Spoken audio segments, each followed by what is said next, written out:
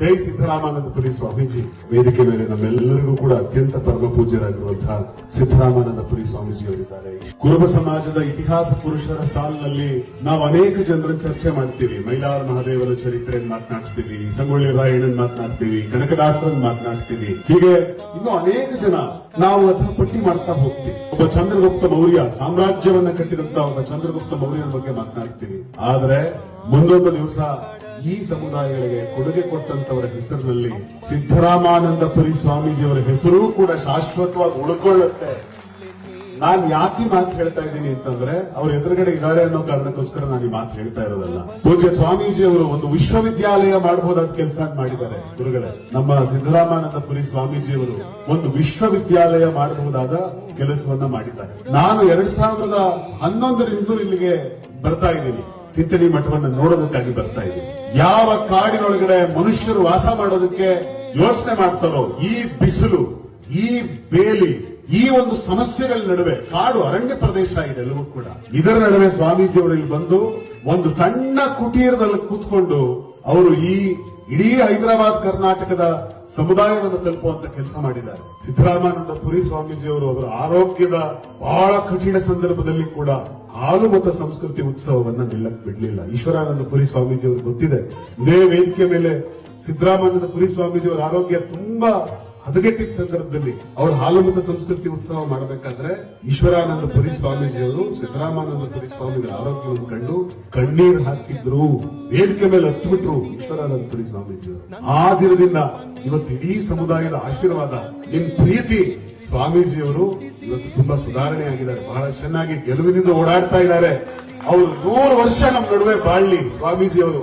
ಅವರು 100 ವರ್ಷ ಬದುಕಿದ್ರೆ ಈ ಸಮಾಜದ ಇತಿಹಾಸ 100 ವರ್ಷ ದಾಖಲಾಗುತ್ತೆ. ಇದನ್ನ ನಾವು ಯಾವತ್ತೂ ಕೂಡ ಬರೀಬಾರದು ಅಂತ ಹೇಳಿ ನಿಮ್ ಸಹಕಾರ ಈ ಮಠಕ್ಕೆ ಜಾಸ್ತಿ ಇದೆ. ಸ್ವಾಮೀಜಿಯವರು ನಮ್ಮ ಹತ್ರ ಯಾವತ್ತೂ ₹1 ಹಣ ಕೇಳಲಿಲ್ಲ, ಕಾಸು ಕೇಳಲಿಲ್ಲ. ಸ್ವಾಮೀಜಿ ಕೇಳ್ತಿರೋದಿಷ್ಟೇ, ನೀವು ಸಂಘಟಿತರಾಗಿ, ಶಿಕ್ಷಿತರಾಗಿ ನಮ್ಮ ಪರಂಪರೆಯನ್ನು ಉಳಿಸಿ, ಜೊತೆಗೂಡಿ ವರ್ಷಕ್ಕೆ 3 ದಿವಸ ನಾವೆಲ್ಲರೂ ಇಲ್ಲಿ ಸೇರ್ಕೊಳ್ಳೋಣ, ರಾಜ್ಯದ ಮೂಲೆ ಮೂಲೆಗಳಿಂದ ಬನ್ನಿ ಅಂತ ಕರೀತಿದ್ದಾರೆ.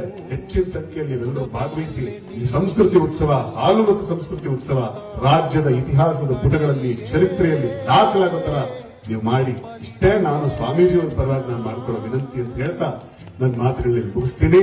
ಜೈ ಬೀರೇಶ್ವರ, ಜೈ ಮೈಲಾರಲಿಂಗೇಶ್ವರ, ಜೈ ಅಮೋಘ ಸಿದ್ದೇಶ್ವರ, ಜೈ ಸಿದ್ದರಾಮಾನಂದಪುರಿ ಸ್ವಾಮೀಜಿ. ಜೈ ಸಿದ್ದರಾಮಾನಂದಪುರಿ ಸ್ವಾಮೀಜಿ.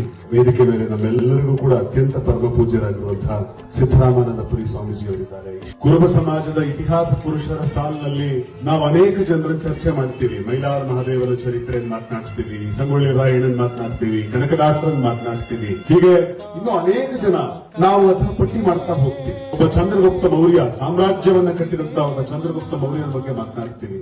ಆದ್ರೆ ಮುಂದೊಂದು ದಿವಸ ಈ ಸಮುದಾಯಗಳಿಗೆ ಕೊಡುಗೆ ಕೊಟ್ಟಂತವರ ಹೆಸರಿನಲ್ಲಿ ಸಿದ್ದರಾಮಾನಂದಪುರಿ ಸ್ವಾಮೀಜಿಯವರ ಹೆಸರು ಕೂಡ ಶಾಶ್ವತವಾಗಿ ಉಳ್ಕೊಳ್ಳುತ್ತೆ.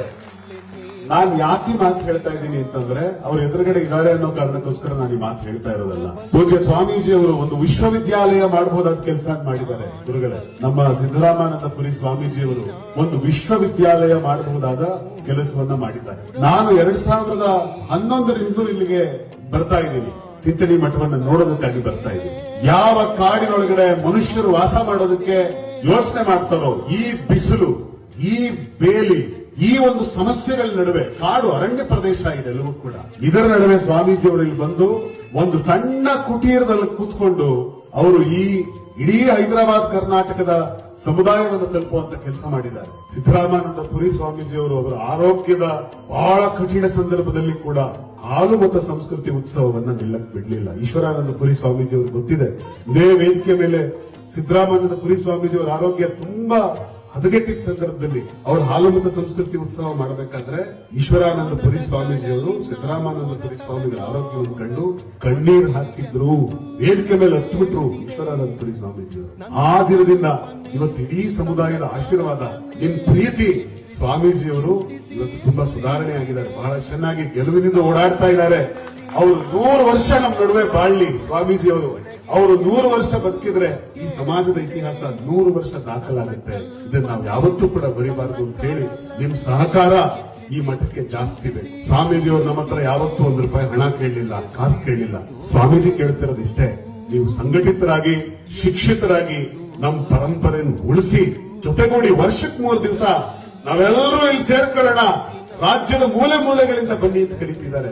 ಹೆಚ್ಚಿನ ಸಂಖ್ಯೆಯಲ್ಲಿ ನೀವೆಲ್ಲರೂ ಭಾಗವಹಿಸಿ ಈ ಸಂಸ್ಕೃತಿ ಉತ್ಸವ, ಹಾಲು ಮತ್ತು ಸಂಸ್ಕೃತಿ ಉತ್ಸವ ರಾಜ್ಯದ ಇತಿಹಾಸದ ಪುಟಗಳಲ್ಲಿ, ಚರಿತ್ರೆಯಲ್ಲಿ ದಾಖಲಾಗೋ ತರ ನೀವು ಮಾಡಿ.